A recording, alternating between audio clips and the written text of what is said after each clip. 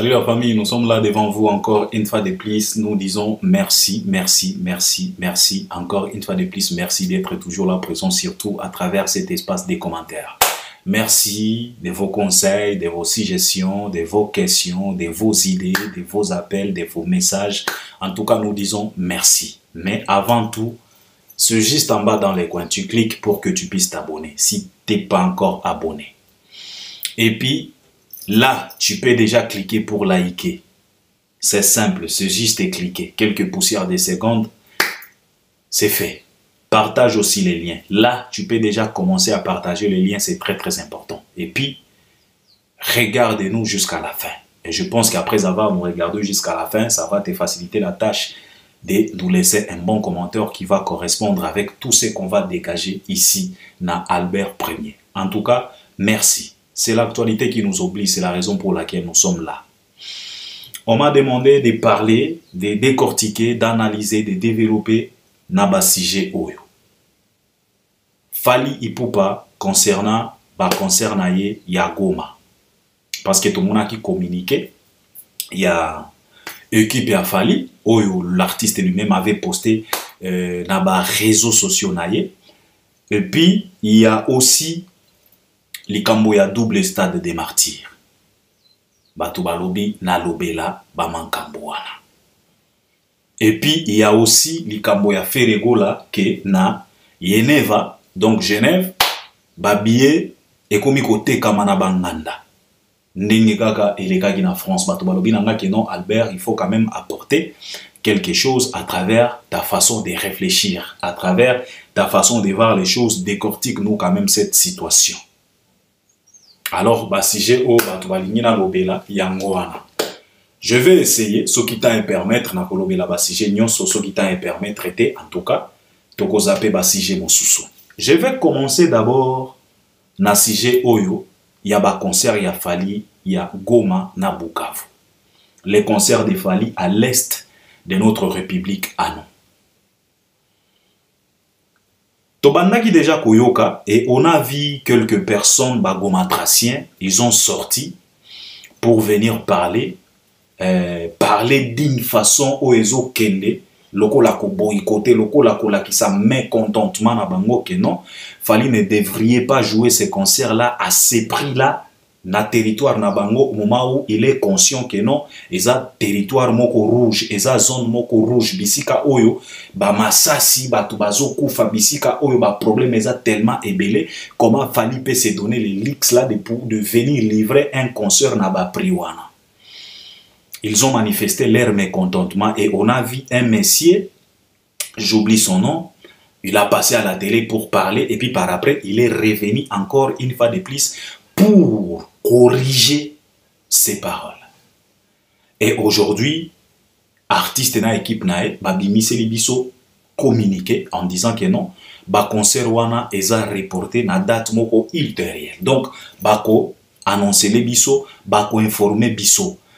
Pourquoi ba reporter en c'est parce que eza na ba funérailles oyo salama na province na biso ya Nord Kivu na Sud Kivu kuna, ya batu oyo bakufaki. Nous savions tous que côté kuna eza zone rouge. Mais na sujet oyo, je voulais m'adresser na bandeko na biso ya Nord Kivu na Sud Kivu.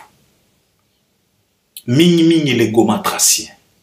Et je voulais m'adresser en Swahili pour qu'on puisse tout se comprendre bien. Je voulais m'adresser en Swahili. Et je vais utiliser les Swahili de l'Est. Parce qu'il y a plusieurs Swahili. Les Swahili, oyo balobaka na Lubumbashi, eza ndenge moko te na Swahili, oyo balobaka na Goma ou bien Bukavu, eza ndenge moko te na Swahili, oyo balobaka na Uvira, eza ndenge moko te na Swahili, oyo balobaka na Kalemi. Ainsi de suite. Mais j'aimerais quand même m'adresser na Swahili o ya bango parce que je maîtrise bien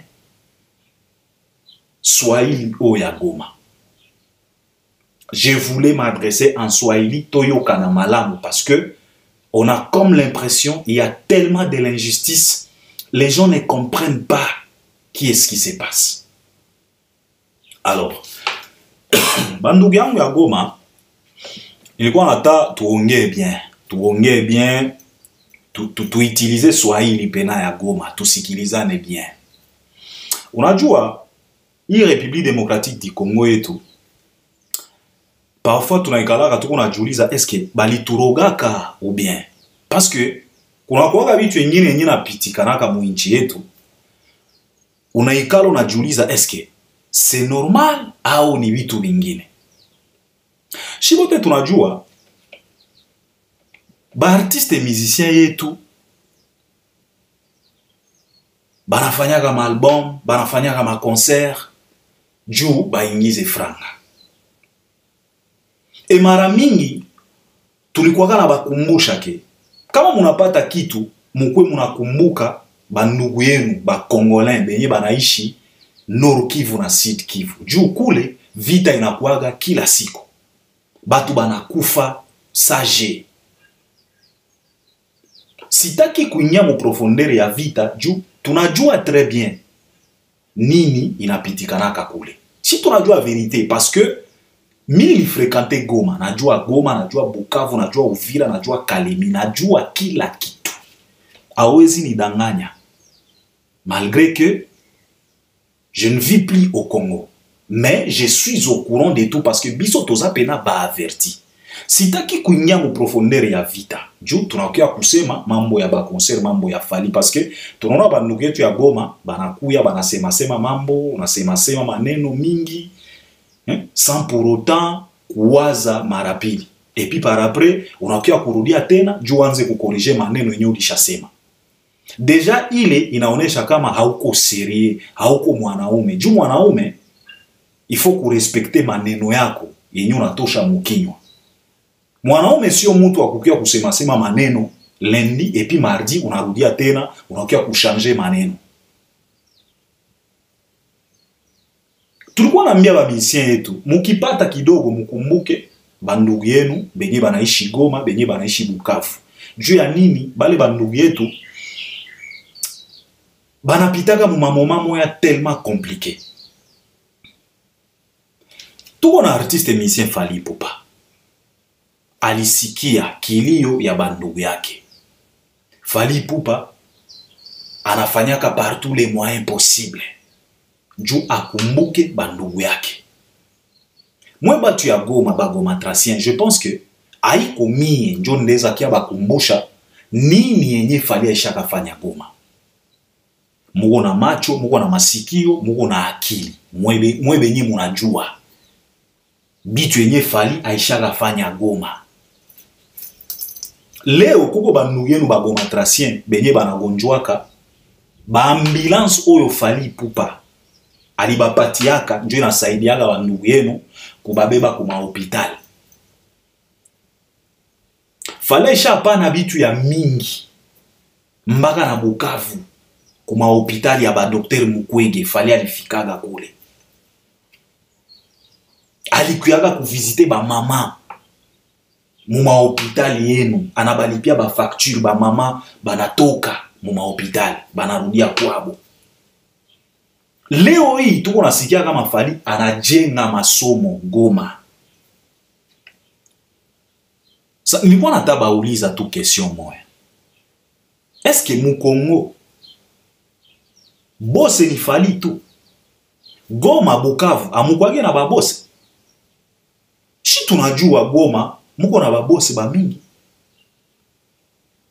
Par exemple, cet aventurier ou mwenye alipita anakuwa nasema maneno, alitayataya majina ya babose Goma. Sa tunabauliza, eske bale babose balishafanya nini? Eske banasaidia la population? Ba milliers na ba millions ya ba dollars yenye ile franga yenye bale babose yenu ya Goma banakuwa nayo. Eske banasaidia la population facilement? Eske banafanyaka mambo yenye Fally ko nafaa Goma? Fally sio Goma tracien, Fally azakinwa. Fally ni mtu wa Kinshasa. Mais malgré tout ça, Fally anakumbukaga bandugu yake ya Goma. Na akipata kidogo anakuya anafanya act. Muko na macho, muko na akili, muko na masikio. Sio tu kusikia, munaonaka. bienye Fally anafanyaka. Leo banatuambia kama Fally anajenga masomo. Na hii concert ilikuwa occasion juu akuye kuinogire masomo yenye alijengesha Goma. Leo shi tuko na shangala kuona bagoma tracien bako na jipermettre kupita kuma television kukuya kuanza kampanye ya kuboyikote ba concert ya Fally. Sasa kama sio chuki tunaweza sema ni nini? Fally sio yepeke artiste mu Congo. Leo tuko na ba artiste sa vile ba Feregola. Balisha ba promettre combien de fois Feregola alisha ba promettre depuis concert na ye ya Stade des Martyrs. Feregola ali promettra ka franc. Est-ce que batu ya Goma na bauliza, batu ya Bukavu mulipata gata 1K? Après concert ya Martyr, Feregola na Kinshasa alifanyaka nyingine concert ya VIP. Ba fanatiki yake bakakusanya $5,000, bakaleta mu concert chèque. Shibote tuko na macho tulionaka. Bakasema initiative yenyo nakamata ni ya bien. Shina shiba fanatiki yako tunaleta $5,000. Comme ça uongezee ubebe batu ya Goma. Na bauliza tena mwe bandugu yetu ya Goma, est-ce que mulishaka Feregola analeta zile franga?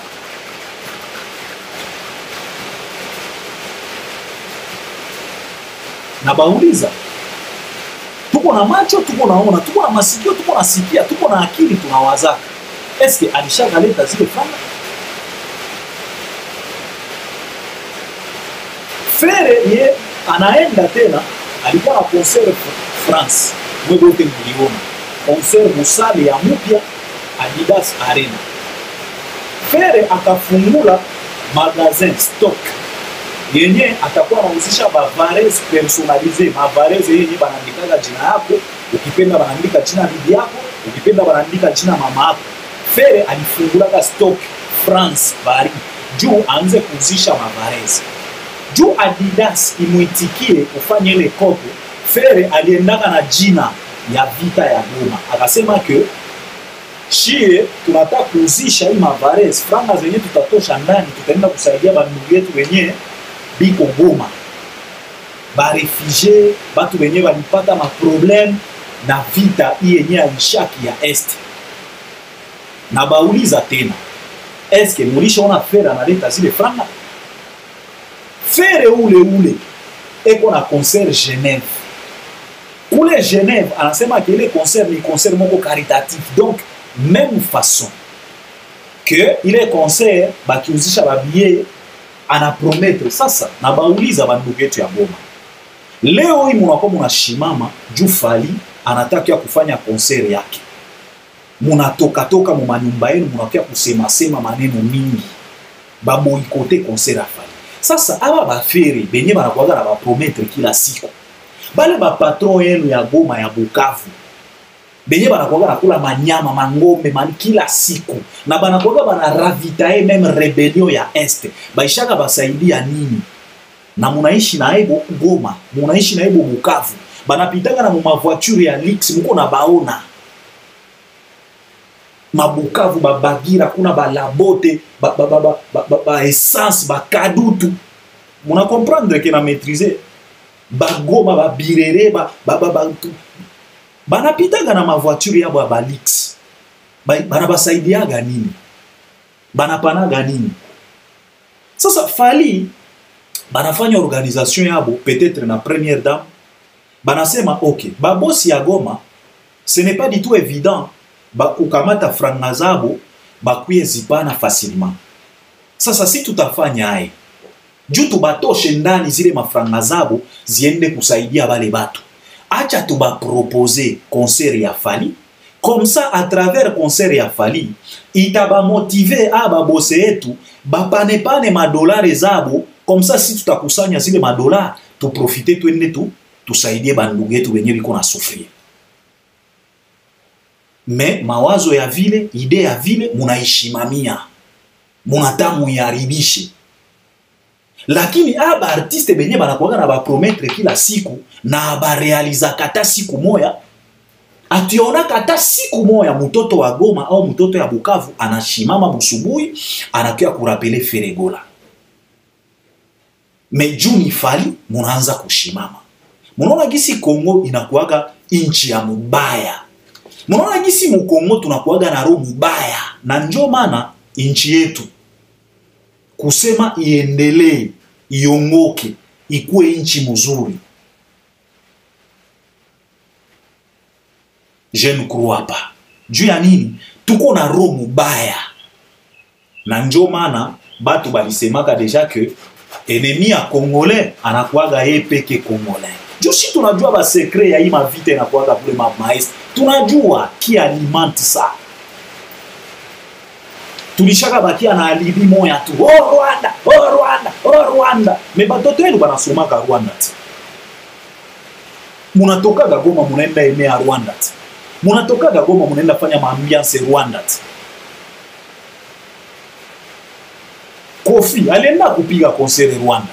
Me amuyamurapela kata siku mo. Me mutoto yenu ya Goma inonsubi. Mu conférence de presse. Alisema katuke mina jua situation ya Goma. Hapa Goma bazazi yetu banalamuka busubuhi banaenda tafuta maisha Rwanda Gisenyi. Ba Rwanda Gisenyi nao banalamuka busubuhi banakia tafuta maisha Goma. Inonsubi na conférence de presse na yeye. Akasema mie bakini propose nenda piga concert juu sina problème na ba Rwanda mais mulitafuta mukula. Jusqu'à ce que mukaboyikote concert yake, mais Kofi alipiga ka Rwanda. Mulisha rappelé Kofi. Est-ce que Mulisha a rappelé Feregola? Na ma promesse imutoto yenu inonsubi. Alikusanya mafranga kule Makinshasa akakuya akajenga kelke nyumba Goma. Merci yenye mulipatia inonsubi, merci gani.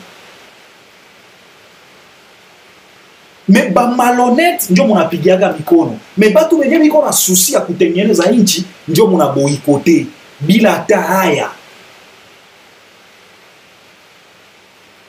Akisha munataka ngo inchi iendelee. O vita Goma iishe. Itaisha hae na roho mubaya. Itaisha hae. Bandugu yangu ya Goma, bandugu yangu ya Bukavu, mufungule macho. Hii vita, hii situation yenye napitikanaka kwenu, kuko ba artiste benye badisha kamata ile situation banaifanya cop yabo. Sagisi ba soi-disant combattant, ba Bokechu, ba Eso, ba Laurent Sokoko, balifanyaka situation ya Est bakaifanya cop yabo pendant plus de 10 ans. Leo kuko ba artiste benye balisha kamata cop ya Est banaifanya copy yabo, banakamata situation ya Est banaifanya copy yabo ya kwenda kudanganya. Oh, hii concert ni concert, juu tukipata franga tutaenda kuvisite Goma. Eske balishaka kuya? Sasa batoto ya Goma, batoto ya Kivu, batoto ya Bukavu, mulamuke, mufungule macho. Artiste yoyote ule ataanzaka kupromettre kitu Goma, il faut munajiorganize, muna créer ata commission quelconque ya kukuwa na rapele, ya kukuwa na fatilia. Mutu yeyote atakuwa na promettre kitu Goma, Bukavu, muna jiorganize, commission quelconque, muna créer ata commission, muna informer même gouverneur ya Goma, ya Nord Kivu na Sud Kivu. Comme ça batakuwa na basaidia kufatilia mutu yeyote ule atakuwa na promettre kitu mubitu yake, mumakope zake, mumaafere zake. Akipromettre kitu Goma, ifo munamufatilia mpaka mwisho, apane zile franga zisaidie bandugu yetu. Injo kitu yenye nilikuwa nataka partager na mwenye. Fally ule anareporte concert yake. Sasa hivi Fally anareporte concert yake, munafaidika ni? Njo franga zinakuya. Njo situation ya Este inamalizika. Bandugu yangu ya Goma, bandugu yangu ya Bukavu, tuwaze, tufungule macho, tufungule masikio, tufungule akili. C'est ce que je voulais partager avec vous. Merci. Je pense que mon anisikia très bien. Alors ça c'était pour mes frères, il y a Nord Kivu et mes frères, il y a Sud Kivu. ezalaki message na bango. Maintenant je voulais m'adresser à l'équipe ya Fally, même à lui-même l'artiste et musicien Fally Ipupa à propos concert ya Goma. Fally Ipupa excuser, équipe ya Fally vraiment excuser, eza ndenge na nga ndenge na komi komonela makambo ya Goma ba Bukavu. Ngai nazo senga na équipe ya Fally si possible. Soki boliaki pena mbongo ya production, si il y a moyen bo rembourser mbongo. Moi je préfère à ce que Fally akende kutu lisusu kuna ko betate. Si même Fally lui-même ne devrait même pas se déplacer. Même pour aller inaugurer cette école. Moi j'aimerais à ce que Fally choisisse quelques membres de sa fondation pour aller inaugurer cette école. Parce que de toute façon, ils ont un cadre mini à fondation. Et que Fally ne se déplace pas. Parce que des situations comme ça, biso tozo mona ngoka blague. Kongola zalaka mutute, Kongola zalaka moi Jean, Kongola zalaka lokola ndoki. Vous savez pourquoi baloba ke ndoki azalaka zoba? C'est parce que ndoki akoki ko boma mutu oyo ayebi très bien que ndeko oyo yende mutu asali saka famille. Mais abomi ayebi très bien que ndenge nazo boma ye lobi Minerval ya bana ekokoma kokoso. Mais abomi kaka. Yango balobaka ndoki azalaka zoba. Alors les Congolais c'est comme des sorciers. Mutu oyo azo émerger dans une république comme la nôtre. En tout cas, tozalaka prêt yako exterminer yako bomaye pour que lobby kuna to banda kolela lisusu o tozalaki na Fally awa tala to domie. Congolais azalaka bongo. Alors moi nakomi komona que si possible Fally akende lisusu kuna te. Parce que Congolais za mutute. Un Congolais za mutute, Congolais za maudit. Et que Fally ne se déplace plus, si possible, si ça dépendait que de moi, je pouvais tout simplement dire à l'artiste, non, concentre-toi avec des répétitions à Kinshasa, prépare LDLC, prépare Arkea, prépare Italie, et puis prépare-toi pour la tournée, la grosse tournée, qui oyoko banda lobi awa, kokende lisusu go matin. Mais ça ne dépend pas de moi, je n'ai pas le choix, oezaka ba conseil. Ezaka kapo moni déjà tomoni que ekoki kozala pe risque. Fally peut se déplacer et tango akokoma na Goma kuna batu moko boye bakoki kosala makambo moko boye nyonso ekoya likolo ya mutu ya nani ya Fally. O bomoni topekisaki ba concert bomoni Fally aye ko distraire biso, à distraire même sécurité na biso tala. Moi si ça dépendait que de moi, je pouvais même interdire à l'artiste de pouvoir se déplacer. S'il s'agit d'inaugurer cette école, Fally pouvait envoyer quelques membres de la fondation FIF pour aller inaugurer cette école. Mais comme il y a la première dame, comme il y a tout ça, bon, je ne sais pas ce qui est possible. Fally a Kennedy sous Sukunata. En tout cas, Madina, if it's possible, you can cancel. You can cancel that production. That is not a big deal. You can cancel that. Parce que it becomes very dangerous, that situation. Bon, je ne sais pas. Ezaka ba proposition. Parce que tu komi komona ke na mboka. Omoni biso ba Congolais tozalaka ba tuté. Toyeba ga valeur ya eloko. Tango kaka to perdre yango. Nde to sutu kaka. Tozaki na Mobutu awa, tobanda komona valeur ya Mobutu te, jusqu'à ce que Mobutu était tellement fatigué, et lui aussi, il a choisi d'être mafou. Mais tango to perdaye, lelo batu bakomi kolata ba polo, ya drapeau ya Zaïre. Lelo batu bakomi kolela Mobutu. Tozaki na Kabila awa, batu ba finga Kabila comme pas possible. Mais aujourd'hui, tant de Congolais réclament Kabila. Biso ba Congolais tozalaka bongo. Toyeba la valeur ya eloko, kaka soki to perdre yango. Lelo tozoyeba valeur ya Fally te. Tala ndenge to tretaka ye. Mutu oyo asala ba mankambu na Goma. Metala réaction ya ba Goma tracien. Mais il y a de ces aventuriers d'argent de l'argent sous l'ombre de la situation à Est. Sans pour autant avoir honte. Mais batouana, balobaka na bango eloko moko te. Jamais totikala komona batu ya Goma ba réagir à propos ya ba promesse ya lukuta oyo plusieurs de nos artistes ba prometa kikuna. C'est ça Congolais.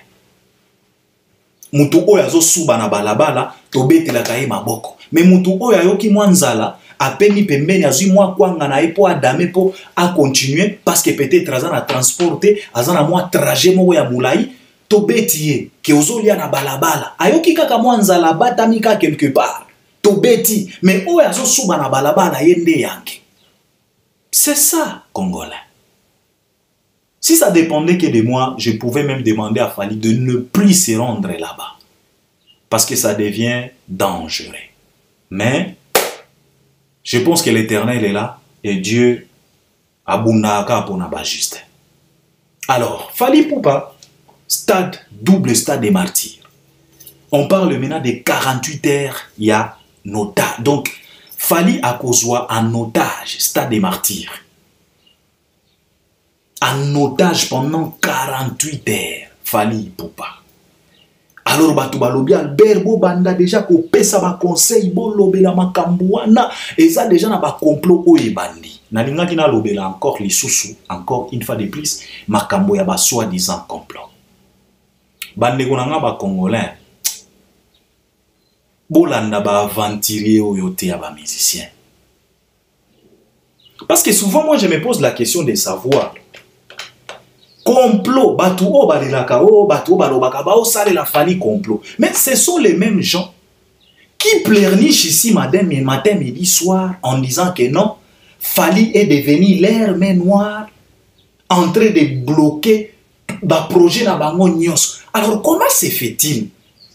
Ce pleurnichard qui pleurniche autant, bazala lisusu na makasi ya kokende ko sale la main noire complot. Ce sont les mêmes qui pleurnichent matin, midi, soir. Ce sont les mêmes qui se lamentent ici.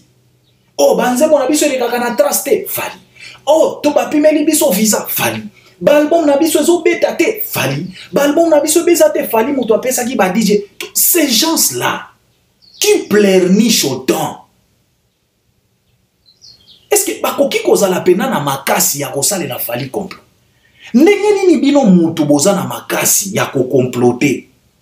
Mais bino kaka mutu bolelaka encore une fois de plus qui yende menoir. C'est que ça se voit que Fally est tellement puissant que tout se nzinzi wana. Alors complot ya nzinzi devant éléphant. Eko sala letini. Vous savez, les grimaces d'un crapaud n'a pas empêché à une vache de pouvoir boire de l'eau.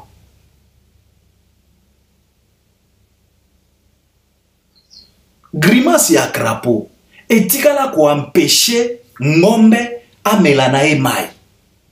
Crapaud avimba tia pasuka ngombe amela mai. Asilisi soif esili ngomba zwanzela akenda na ye. C'est comme ces gens-là, les gens qui pleurnichent tongo midi pourquoi. Mutu akanga kabiso Fally, mutu akanga balmon abiso Fally. Ces gens-là, complot ya lolenge nini oyo bakoki kosala la Fally. Yango bino botana ka Fally bomona ka esoba. Bande ko Fally aza kinwa, aza ndalwa. Yepe ayebi ndenge nini ba contrat ka complot. Yepe ayebi ndenge nini ba salaka pour choquer quelqu'un. Asa yumate. Et par ici, j'aimerais interpeller les warriors. Yo warrior bisika nyonso oza. Eza événement na bino, eza histoire na bino. Soko yoki ka nungu pesa rapport. Je pense qu'il est temps, les warriors, organisez-vous. Si Soulé Kaouka est à Kinshasa, allez voir Soulé. Vous pouvez créer même des groupes. Et vous pouvez même piéger les gens à travers vos groupes WhatsApp. Pour voir réellement qui est cet individu qui se prépare pour un complot. contre 48 heures en otage. Vous pouvez vous organiser. Je vous ai dit que 48 heures, eza ya bino, eza histoire na bino. Aujourd'hui, Fally, c'est pas tout simplement Jack Bauer. Because when we talking about Jack Bauer, we talking about 24 hours. Now we talking about 48 hours. We Fally Ipupa. It means Fally is not just Jack Bauer. Fally, it can become a double Jack Bauer.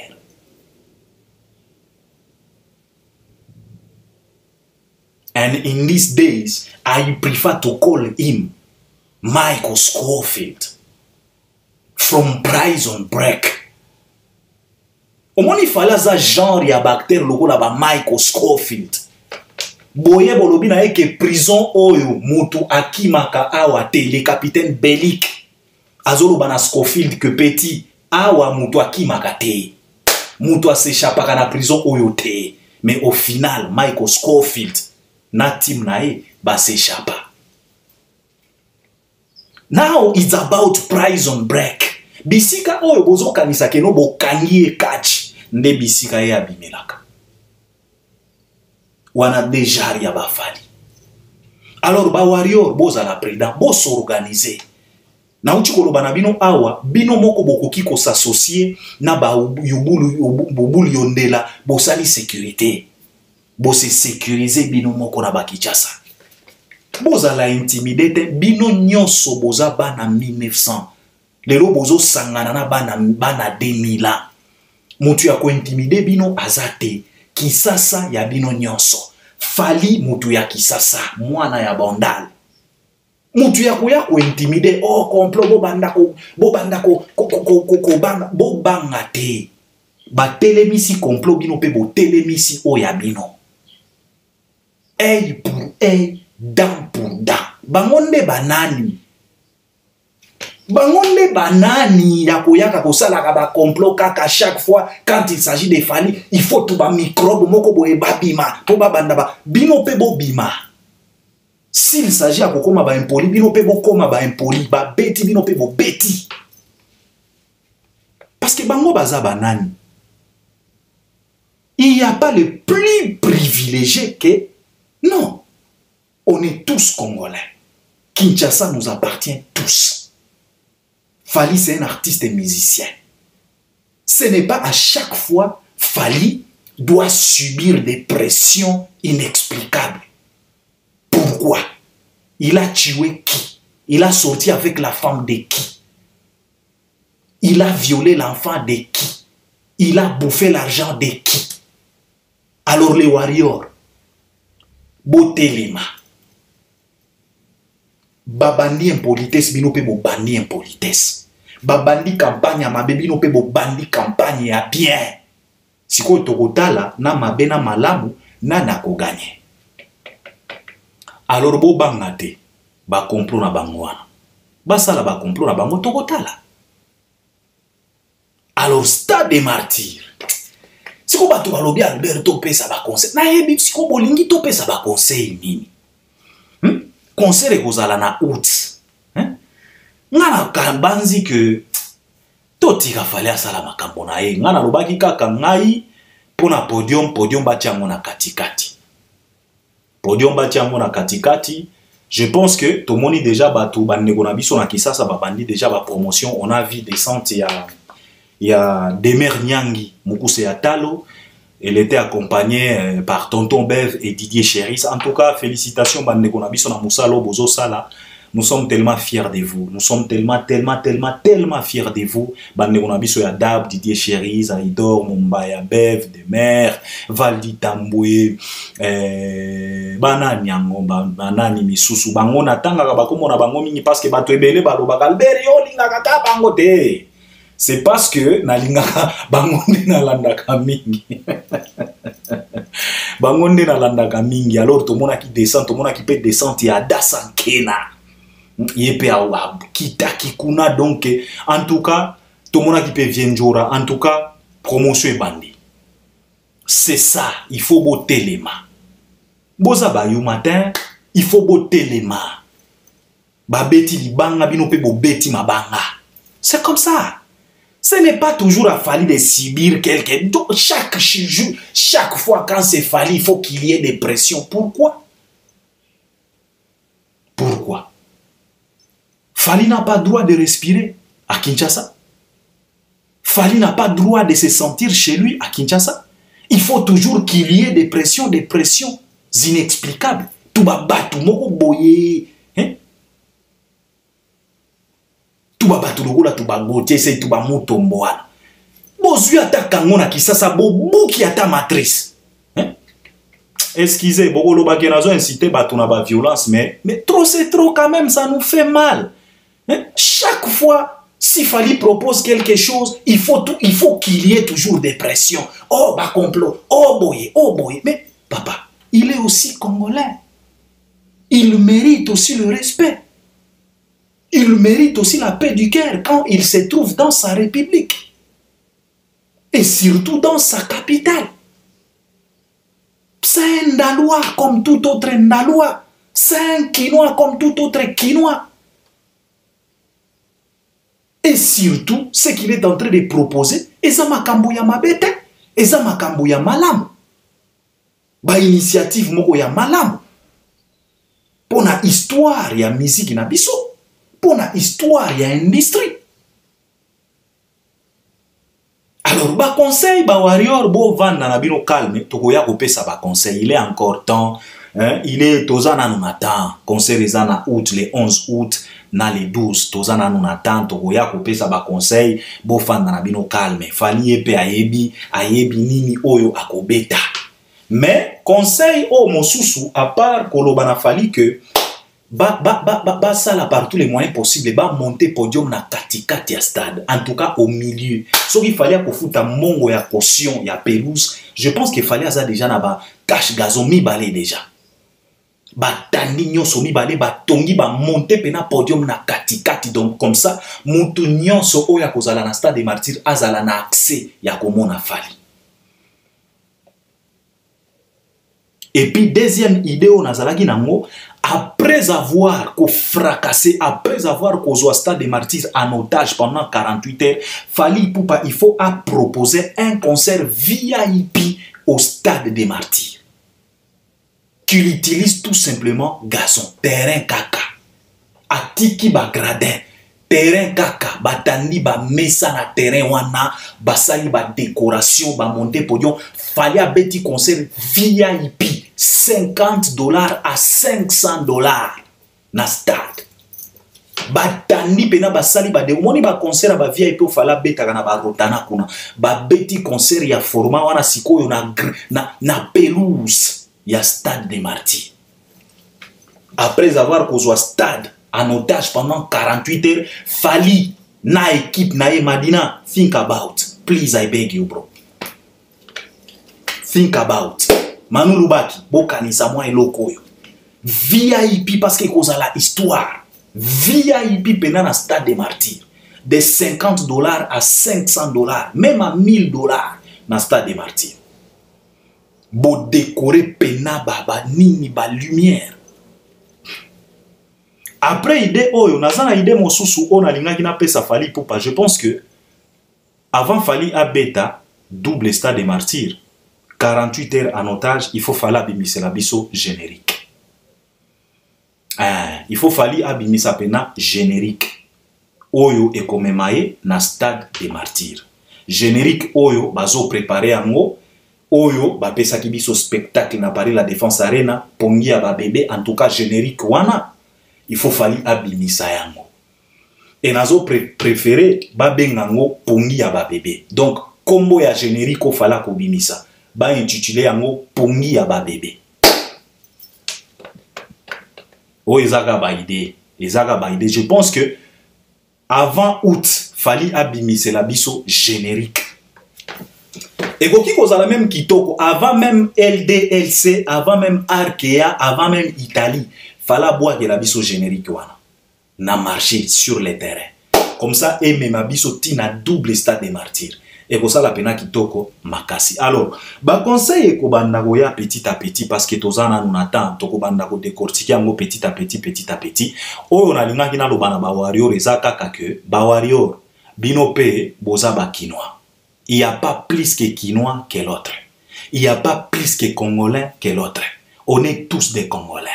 Nous sommes tous bana 1900 bana 2000. Alors mutu oyo ya obangisa moninga azate. Falipe aza congolais, aza pe quinois, aza pe artiste na biso. Ce n'est pas Fali oyo akobandaka toujours ko subir ba pression ya ba senzi moko boye à chaque fois soki fala lingi sala likambo. Bozo talela. Non. Non. Il est temps ya kotelema. Na kati ya ba warrior boza pe na ba pomba, boza pe na batu ya makasi, boza pe na batu ya mayele, boza pe na batu na kati ya ba warrior. Organise-vous.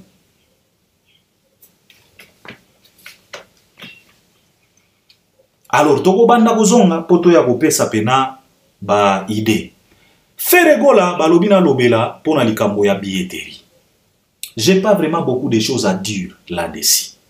J'ai pas beaucoup de choses à dire là-dessus. Pourquoi? C'est parce que Albert Ier, je vous ai toujours dit que Makamo Mosusu boka mwaka yangote. La fois passée, nalobaki na bino ke ba artiste loko nyonso. Président na bino ya ba loko Feregola. Et si atalisi bino, si tu veux jouer un concert en Europe, le président des locaux, Feregola, vous a déjà montré comment procéder pour vendre les billets. Parce que, tous on a des systèmes, il y a côté kaba billets. Tous on a un système, il y a ba internationaux, ou bien ba international, comme tu veux. Système ya ba internationaux ou bien ba international, c'est vendre les billets en ligne. Ou bien na ba site reconnu, Ticketmasters ou bien Fnac. Wanande etekemeli ya ba billets ya ba internationaux. Ba tekaka bongo. Sikoyo Feregola, président ya ba loko, yepe aye kotalisa ba loko ke bandeko na nga to bangate. Biso pe toza na système na biso ya koteka ba billet na ndenge ya baloko. Yango système bozomona. Kokende ko revendre ba billet na site, kokende ko vendre ba billet na site pour aller revendre na banganda, ba restaurant, ba salon de coiffure. Balobaka, à chaque royaume, son roi. À chaque roi, son royaume. On connaît les joueurs et son jeu. Papa, libata sugolaga na mai, soso a sugolaga na poussière. Naloba na bino déjà. Soko moni ngulu na potopoto koka mwate. Eza quotidien na ye. Ndendenge na ye. Mbisi azalaka na besoin ya gobelet ou bien verre pour amela mai. Te. Donc, pour dire tout simplement que boka moite wanande système faire amoni ya baloko papa. C'est pas du tout évident pour un loco de pouvoir vendre le billet à l'international. Le nom nazo mona bato bazo sala ba débat oh international oh loco oh héritier de kakiso ki wapi kuna lobby ke wera za international faire international batunier pourquoi parce que au faire il a vendu il a réalisé un sold out na e bagate soki ba artiste na biso soki ba vivaka na monde biso to vivaka bango soki ba vivaka na monde nini. Tu parles de sold out et pourtant même na jour J à concert le billet et banda kote kama sur place batu bazo kota mais toi tu parles des sold out oh asala qui sold out c'est kaza international. Non mes chers frères, quand on parle de l'international on parle de la consommation et on consomme souvent eloko oyo ozo comprendre. Papa, jamais okoki kokende kosomba livre ya ki-chinois au moment où oyebaka ki-chinois te. Okotanga yango ndenge nini? La consommation nous ramène à la compréhension. Batu ba consomaka makambo bazo comprendre. Alors c'est tellement compliqué pour un artiste local de pouvoir vendre les billets à l'international. C'est comme si tu leur proposes un livre chinois au moment où bango baza ba français. Bako somba yango te. Parce que dans un débat international, papa, quand on parle de l'international, on parle de la consommation. Qui te consomme? Il y a un appelle ça qui exemple awa na lobaki na bino que sardine il y a na Europe, na États-Unis, même na Afrique, même na Asie, eza international. Mais likayabu etikala kozala international te.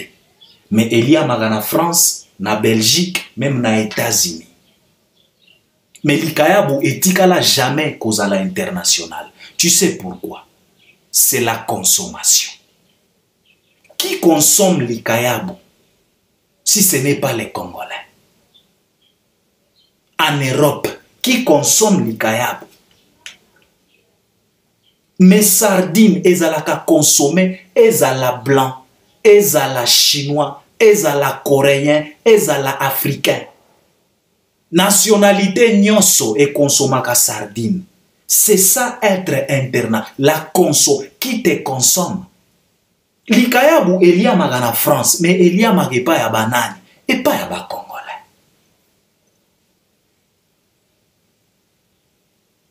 Ce n'est pas parce que Obeti concerne Adidas, Obeti concerne Djonga, non comme international, non. Qui a consommé ta musique dans Adidas? Qui a consommé ta musique chez Djonga? Si ce ne sont pas les Congolais. Mais les Fali, comme ils sont internationaux, ils sont dans les systèmes. Parce que quand on parle de l'international, on parle des systèmes.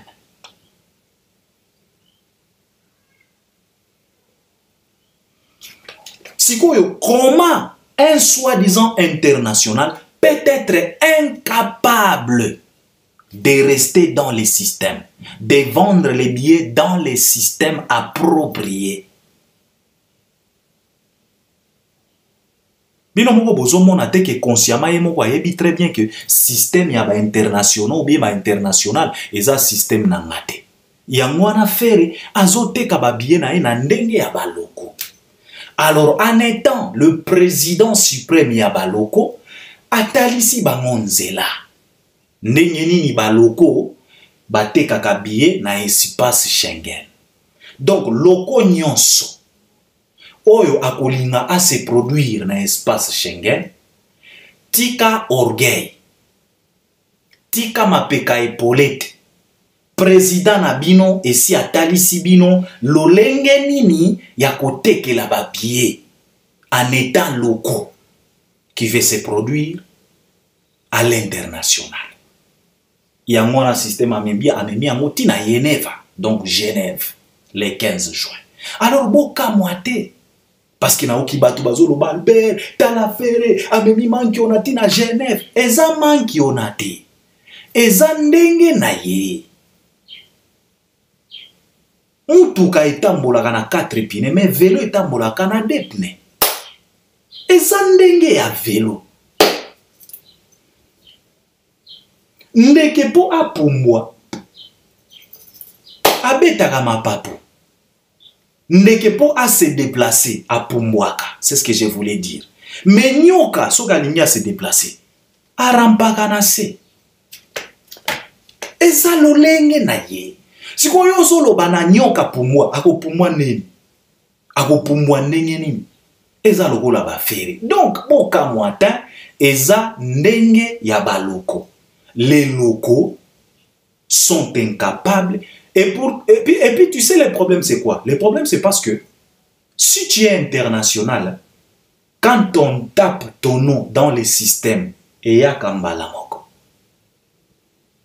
Na barre ya recherche. Quand on tape les noms de Fally, na kati ya système kombo ya Fally bimaka. Mais ce qui va beti kombo ya Feregola na système international, kombo bimaka te. Na barre ya recherche. Bagoloba na yo ke non, sujet oyo kombo oyo ezo existé te na système na biso. Alors bozala étonné te, eza lolenge ya baloko. Les locaux batekaka billet lolenge wana. Na banganda, na basalon de, je pense que c'est ça. Quand on parle de l'international, souvent on parle de la consommation.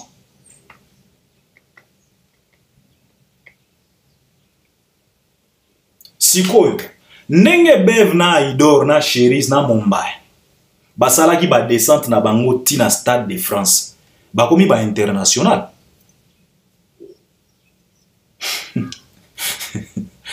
Aïda, Jérémy, vie de loin, Mobik ici. Et Mimi Kabongo, fille de ouf. Nenge ba uti ko prester na France, ne ba komi ba comédien international. Mobik ici a komi international. Tout simplement parce qu'il a presté na France. Ben non, ce n'est pas ça. Il faut arrêter.